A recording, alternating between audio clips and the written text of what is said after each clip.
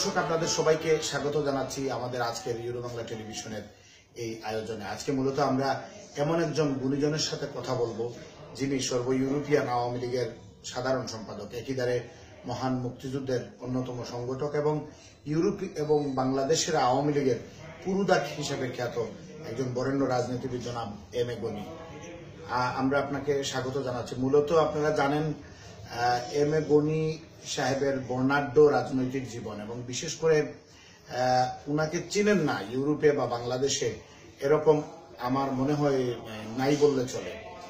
আপনারা জানেন কিছুদিন আগে উনি বিবার্থা নামে একটি পত্রিকা থেকে বাংলাদেশে বেশ বর্ণাঢ্যভাবে উনাকে গুণীজন সংবর্ধনা দেওয়া হয়েছে। আমরা মূলত সে বিষয় নিয়েই কথা বলবো, তার অনুভূতি জানতে চাইবো। প্রথমে আপনাকে ধন্যবাদ জানাচ্ছি। আপনি তো কিছুদিন আগে বিবার্থা নামক পত্রিকা থেকে গুণীজন সংবর্ধনা পেলেন। সেখানে বেশ কয়েকজন মন্ত্রী ছিলেন, বাংলাদেশের বরেণ্য কয়েকজন রাজনীতিবিদ, ইতিহাসবিদ, সাংবাদিক ছিলেন। আপনার কাছে সেই অনুভূতিটা কেমন? Thank you very much. আসলে আমি ভাবতে পারি না, জানেন আপনারা যে মুক্তিযুদ্ধের সংগঠক প্রবাসী যারা ছিল সেই সময় খুব অল্পসংখ্যক লোক ছিল। তখন বিশেষ করে লন্ডন ছিল অ্যাকচুয়ালি বাঙালিদের আস্থানা। আমি তখন ছাত্র সেখানে ছিলাম। ছাত্র অবস্থায় যা দেখেছিলাম আমি তখন সেখানে, যখনই আমরা একটা আভাস পেলাম যে বাংলাদেশ এবং পাকিস্তান নিয়ে একটা বিরাট গণ্ডগোল হবে ভবিষ্যতে, এবং আমরা রেডি ছিলাম। তো যখন যুদ্ধকালীন অবস্থায় ছাত্র অবস্থায় আমি ছিলাম, আমি সমস্ত কিছু ছেড়ে দিয়ে লন্ডনে তখন বেশি বাংলা ছিল, বিশেষ করে আমাদের সিলেট অঞ্চল লোক থাকতো, বিশেষ বার্মিংহাম, ম্যানচেস্টার, ওভারহ্যাম্পটন, মিনিস্টার, এসব জায়গায় থাকতো, ফ্যাক্টরিতে কাজ করতো। তো আমি আর আমাদের সাবেক সাধারণ সম্পাদক জলিল সাহেবের কাজিন তুজামুল্লাহ, যাকে ট্রেনের করে দাঁড়িয়ে আমরা দুজনেই একটা অ্যাকশন কমিটি ফর বাংলাদেশ করলাম। আমি চেয়ারম্যান, উনি ছিলেন সোর্স পার্সন। এটা করার পর আমরা প্রতিদিন প্রতি রাত্রে আমাদের সেক্রেটারি বাইরের বা ঘরে ঘরে বাসায় ফ্যাক্টরিতে গিয়ে আলাপ আলোচনা করতাম, মিটিং করতাম, বাংলাদেশের কী অবস্থা হবে, আপনারা কী করতে পারেন। ঠিক এমনি সঙ্গে ভারত থেকে খবর আসলো যে আপনারা অ্যাকশন কমিটি যেটা করছেন ওটা না করে আপনারা আমাদের জাস্টিস অ্যাসোসিয়েশনেরই জাতিসংঘে একটা মিটিং আছে না, আসবেন, ওনাকে অ্যাকশন কমিটি চেয়ারম্যান বানিয়ে দিয়ে স্ট্যান্ডিং কমিটি করা হবে। কিন্তু একটা কন্ডিশন ছিল, স্ট্যান্ডিং কমিটি আওয়ামী লীগের কোনো লোক থাকবে না। তার কারণ ছিল পাকিস্তানে তো প্রপাগান্ডা করতে পারে, এটা খালি আওয়ামী লীগেরা করে। ওই জন্য স্ট্যান্ডিং কমিটি আমরা করেছিলাম না, কিন্তু আমরা সাহায্য চিন্তা করলাম। এটাতে প্রায় এত কষ্ট করেছি। প্রথমে তারা বানিয়ে আমার গাড়ি জ্বালিয়ে দেয়। তারপর আমি এত গর্বের সাথে বলতে পারি যে আমি প্রথম লোক যে 10 12 জনের মধ্যে প্রথম বাংলাদেশের পতাকা আমি হাত উঠেছি। তারপর যে আপনারা জানেন 1971 থেকে 72 পর্যন্ত ব্রিটিশ গভর্নমেন্ট আমাদেরকে রিকগনাইজ দেয়নি।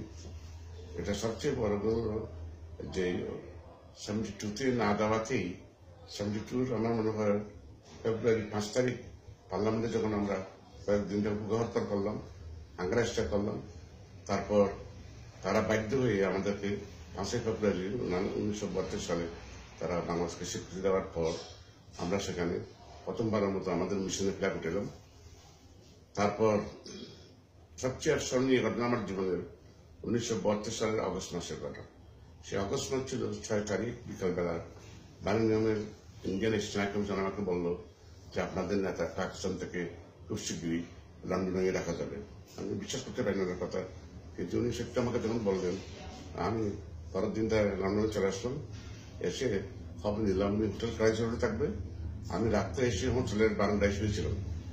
আমাকে পুলিশে দাঁড়া করলো, বলে বারান্দায় করে শুয়েছিলাম। আমরা এখানে সকালবেলা আমাদের একজন লোক আসবেন দপ্তর বলেন, আর এখানে লন্ডনে থাকা যায় না। তারপর আমি স্টেশনে গেলাম, স্টেশন প্ল্যাটফর্মে শুয়েছিলাম। পরের দিন সকালবেলা ভোর 6:30টার সময় আমি ক্রাইস হোটেলে গেলাম লন্ডনে। একটু কুয়াশা ছিল, 8 জানুয়ারি, ঠান্ডা ছিল। আমি ওখানে হোটেলের মধ্যে ঢুকে গেলাম, ঢুকে ইলেকট্রিক এক কোণে বসেছিল। 8:30 পর 9টার মধ্যে দেখলাম বঙ্গবন্ধু হঠাৎ মধ্যে একটা দরজা দিয়ে 2টা পুলিশ সহ প্রিজনার কামাল হোসেন আসতেছে। প্রায় 20-30 ফিট দূরে ছিলাম। ওখান থেকে বঙ্গবন্ধুকে সালাম করতে গেলাম, সালাম করলাম। আমাকে বললো যে আমরা আছিস, আমি ভালো আছি। তারপর বললো যে আস্তে আস্তে ওনাকে ওনার রুমে নিয়ে গেলাম। তখন আমাদের জেনারেল মোনাফের বোন ছিল মুনির, উনি কতগুলি রান্না বান্না করে নিয়ে আসলো, আলুর ভর্তা, ছোট ছোট মাছ, শাক সবজি সব নিয়ে আসলো। কিন্তু ব্রিটিশ ওই হোটেলের ডাক্তার যে ছিল তারা অনেকগুলি খেতে দেয়নি। পরে বঙ্গবন্ধু কাজ করে খাওয়া ছিল 10টা 15। তো সেই প্রেস কনফারেন্স পরে বলে চিন্তা করা হয়েছে সেই প্রেস কনফারেন্স থেকে সবাইকে ব্যয় করে দিচ্ছিল না, যারা মানে ব্যয় লোক ছিল। আমি ছিলাম, আমার পাশে কামারা সিং ছিল, তারপর ছিল মাঠ টাইটালি বিভিন্ন সম্পাদিত, আমাকে বন্ধ হচ্ছে থাক। তো আমি ওই প্রথম আওয়ামী লীগের হিসাবে কর্মী হিসাবে আমি প্রথম ব্যক্তি যেখানে ওনাকে প্রথম দেখি এবং প্রথম কনফারেন্স ছিলাম। এটা আমার জীবনের সবচেয়ে বড় পাওনা। তারপর তারপর আমি ওনার সভা শ্বশুর যুদ্ধভাষী করেছি, তারপর পরদিন থেকে চলে গেলেন। একটা কথা বলতে পারি যে আমাকে যে গুণিসার গাঁদা হয়েছে, আমি যখন থেকে আমি লন্ডনে গেছি তখন আমি ওইখানকার বিশেষ করে আমার সিলেটের আমার এত লোক জানাশোনা ছিল, বিয়ানীবাজার, মৌলভীবাজার, কোলাউড়া, এদের মধ্যে অনেক লোক ছিল, শিক্ষিত লোক ছিল, এবং তাদের সাথে আমার উঠা বসা। আমি বাংলাদেশ কাটার ছিলাম, আমি গ্রেটার সিলেটে যে কমিটি ছিল ওখানে ছিলাম। আমি আবার ওখানে ছিলাম যেখানে সবচেয়ে বড় জিনিস হতো বেঙ্গল ইন্টারন্যাশনাল, দুই বাংলার, ওখানে আমি ওটা অভিভাবক ছিলাম। তো যা হোক, তো আমার সবচেয়ে বেশি করে আমার সকালবেলা উঠে যে সালামটা পাই আমার সিলেটের বাড়িতে কাছ থেকে, রাত্রে যে সালামটা আমি সিলেটের বাড়ি থেকে। অনেকে আমাকে সিলেটের লোক বলে, যেহেতু আমার বাসা সিলেট হয়ে গেছে। এখন কথা হলো সিলেটের যে কন্ট্রিবিউশন যদি না বলি আমি এটা অন্যায় করবো। সিলেটে তারা যে কন্ট্রিবিউশন করছে, আমি যখন মিটিং করতাম বিভিন্ন জায়গায়, আমার বোনেরা তাদের হাতে অলঙ্কার করে দিত, খবরের টাকা দিত, বা এরা প্রতি সপ্তাহে বেতনটা নিয়ে করে দিয়ে দিত। এই যে জিনিসগুলি, এটার জন্য বঙ্গবন্ধু অনেক কৃতজ্ঞ ছিল, এখন এখনো বঙ্গবন্ধুর দুই কন্যা তারাও কৃতজ্ঞ, কারণ তারাও এখনো প্রবাসী। তো এই যে আমি যে একটা প্রথম গর্ব করে বলতে পারি যে আমি যে পেয়েছি মুক্তিযুদ্ধের প্রকাশ সংগঠক, এটা আমার পাওনা না, এটা হলো প্রবাসীদের পাওনা। আমি ইউরোপের প্রবাসীদের বা বিশ্বের প্রবাসীদের পাওনা। আমি অত্যন্ত খুশি হয়েছি। তার সাথে সাথে সাকসেসফুল পলিসি হিসাবে আমার তার রাষ্ট্রমন্ত্রী ডিভিমন্ত্রী দেওয়া হয়েছে, ডিজিটাল বাংলাদেশের কাজ করার জন্য একজন মন্ত্রী, তারপর একজন হাসানি নাম একজন খুব ভালো একটা, তার ওয়াইফ লাইলা বেগম, তারপর অর্থনীতি ছিল আমাদের রহমান আছে জনকণ্ঠের, এই ধরনের বিভিন্ন জায়গার 10-11 জনকে তাদের দেওয়া হয়েছে। They all deserve it. এটা একটা সুন্দর জিনিস। আমি এটা আমার পার্সোনালি আমার অ্যাচিভমেন্ট না, যে অ্যাচিভমেন্ট প্রবাসীর অ্যাচিভমেন্ট। আর এর মধ্যে আমি আর কি বলবো, আমি সবাইকে ধরেন আপনি তো 71-এর পর থেকেই বিশেষ করে ইউরোপে আওয়ামী লীগের রাজনীতি নিয়েই আছেন। সবকিছু মিলিয়ে আপনি কি সন্তুষ্ট? বর্তমান যে অবস্থা বা নেতৃত্বের যে একটা প্রশংসা, সবকিছু মিলিয়ে আপনার কাছে কেমন লাগছে বর্তমানে? প্রথম কথা হচ্ছে থ্যাংক ইউ ভেরি মাচ। ইউরোপীয় আওয়ামী লীগের করার সব কারণ ছিল না। বঙ্গবন্ধু 1955 সালে হেলসিঙ্কি থেকে যখন পিস কনফারেন্স দেওয়ার পরে সেও আপনার যে লন্ডনের যে ব্রম্পটন রোডে একটা রেস্টুরেন্ট ছিল, গ্রিন মার্কস, তার মালিক ছিল মানন সাহেব। ওখানে মৌলানা আব্দুল বাসানি, সেন্সিস সরওয়ার্দী এবং শেখ মুজিবুর রহমান, ওরা তিনজনই ছিলেন। ওনারা মনে করছিলেন ভবিষ্যতে এখানে আমাদের তখন বেশিরভাগ পাকিস্তান থেকে আসতো, পুরো পাকিস্তান কম আসতো। ওনারা চিন্তা করেছিলেন এখানে একটা সংগঠন দরকার। এই সংগঠনে যারা করেছিল সেখানে 2-3 যারা ছিল তারাও সিলেটের লোক ছিল। এই যে এই সংগঠনকে, তারপর তো আমরা বঙ্গবন্ধু মারা যাওয়ার পর সংগঠন ছিল না। যখন বঙ্গবন্ধুকে 75-এ যখন হত্যা করা হলো, আমাদের বর্তমান নেত্রী যখন উনি জার্মানি থেকে আপনার ইন্ডিয়ানে যখন ইংল্যান্ডে আসলো, তখন উনি চিন্তা করছিল যে ভবিষ্যতে আওয়ামী লীগকে চালু করতে হবে। এবং তখন লন্ডনে একমাত্র আওয়ামী লীগ ছিল। পরে উনি 2002 সালে আমরা 2001 ইলেকশন করার পরে 2002 এটা হচ্ছিল ফেব্রুয়ারি মাসের 2 তারিখ, আমার বাসায় চিন্তা করা হলো যে একটা ইউরোপ আওয়ামী লীগ করা হোক। তো আমি আসলে ওই দিন রোববার ছিল, রোববারে আমি সাধারণত কোথাও বাসা ছিলাম। আমি আমার বাসা থেকে এখন বললাম যে শেখ হাসিনা নেত্রী আমাদের বললো যে আপনাকে ডাকুন। আমাকে বললো যে একটা ফোন করতে হবে, যেহেতু সবাই বলছে আপনাকে চায় তারা। তো আমি বললাম যে সবাই চাই, এখন আপনি কি বলেন? বলে আপনার কোনো আপত্তি আছে যে আমি প্রেসিডেন্ট মানে আমি তো কাজ তো সব সেক্রেটারি প্রেসিডেন্ট কাজ ইচ্ছা আমার কোনো আপত্তি নেই।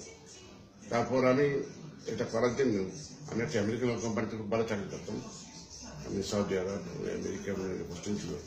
আমি চাকরিটা ইচ্ছা করে ছেড়ে দিয়েছি আমি এই সংগঠন করার জন্য। আমি তারপরে এই সংগঠন যখন করি, এখন ইউরোপের প্রায় লন্ডনে আমি 22 বছর যুক্তরাজ্যে ভাইস প্রেসিডেন্ট ছিলাম। 12 বছর ভাইস প্রেসিডেন্ট থাকার পরে যুক্তরাজ্যে আমি 29টা কমিটি করেছিলাম, আমাদের প্রেসিডেন্ট ছিল আমাদের বিয়ানীবাজারের সংসদীয় খান। এখন আমি ইউরোপে যখন আসি, ইউরোপের প্রত্যেকটা কমিটি আমার হাতে করা। এই যে গ্রিসের প্রথম কমিটি আমি করি, তখন রাজ্জাক ভাই ছিল, আব্দুল রাজ্জাক ওনাকে আমি আসছিলাম। রাশিয়াতে কমিটি করছি। তাছাড়াও ইউরোপ বাইরে যে আমি এখন মধ্যপ্রাচ্য আমাকে দায়িত্ব দিচ্ছি। মধ্যপ্রাচ্য প্রায় এখন 40টার মতো কমিটি আছে।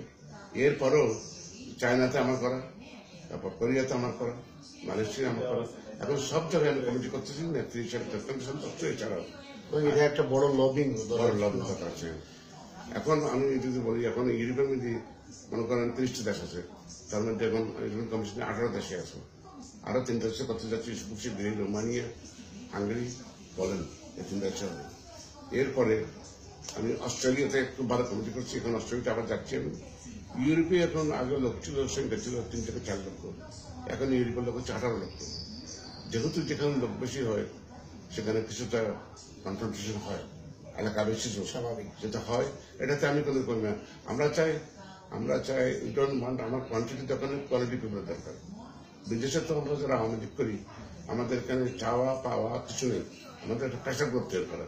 আজকে যারা ইংল্যান্ডে এবং ইটালিতে যারা লোকাল কলেজ করতেছে, তাদের কেউ এমপি হচ্ছে, কেউ কাউন্সিলর হচ্ছে, এখানে আওয়ামী লীগ থেকে কিছু করতে পারবে না। একমাত্র যারা আওয়ামী লীগ করবে তাদের একটা জিনিস করতে হবে, কমিউনিটির সঙ্গে কাজ করা। আওয়ামী মানে কি? কমিউনিটি সেবা করা।